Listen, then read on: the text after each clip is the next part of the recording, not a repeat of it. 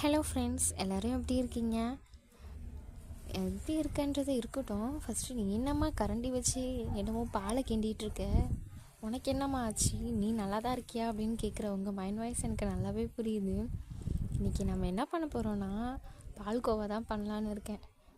எனக்கு எங்கள் அம்மா போய் பால்கோவா வாங்கி தர சொன்னால் வாங்கி தரவே இல்லை. அதான் பால்கோவா தான் பண்ண போகிறேன். இன்றைக்கி 1/4 லிட்டர் பால் வச்சு பால்கோவா பண்ண போகிறோம், சரிங்களா? அதுக்கு ஃபஸ்ட்டு ஒரு நான்ஸ்டிக் தவா எடுத்துக்கலாம். இல்லைனா ஒரு நார்மல் கடாயில் கூட நீங்கள் செஞ்சுக்கலாம். நான்ஸ்டிக் தவாவில் 1/4 லிட்டர் பால் ஊற்றி நல்லா இது பண்ணுறோம். அது நல்லா பொங்குற வரைக்கும் வெயிட் பண்ணி நல்லா மாற்றி இது பண்ணி இந்த மாதிரி சைட்லலாம் ஏடை மாதிரி கட்டிக்கிட்டு வருது பார்த்திங்களா, அதெல்லாம் நல்லா எடுத்து விடணும். அப்போ தான் வந்து நமக்கு நல்லா கெட்டியாக நல்லா இந்த பால்க்கு வரும்.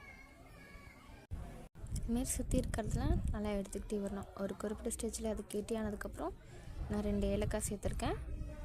அதேமாரி ஏலக்காய் சேர்த்து நல்லா பொடி பண்ணி கூட சேர்த்துக்கலாம்.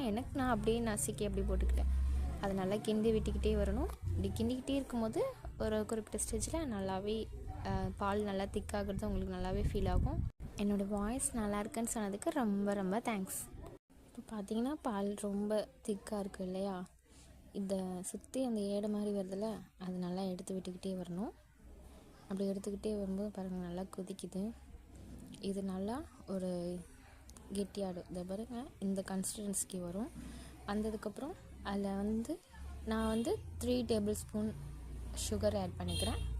உங்களுக்கு எவ்வளோ வேணுமோ அவ்வளோ நீங்கள் சேர்த்துக்கலாம். அப்புறம் 1 ஸ்பூன் நெய் எடுத்துக்கிறேன். கிண்டிகிட்டே இருந்தால் பால்கோவா ரெடி. மறக்காமல் ஈஸ்வரின் நாளொரு மூலிகை சேனலை லைக் பண்ணுங்கள், சப்ஸ்கிரைப் பண்ணுங்கள், முடிஞ்ச அந்த பெல் ஐக்கானை கிளிக் பண்ணுங்கள். நெக்ஸ்ட் வீடியோவில் பார்க்கலாம். தேங்க்யூ.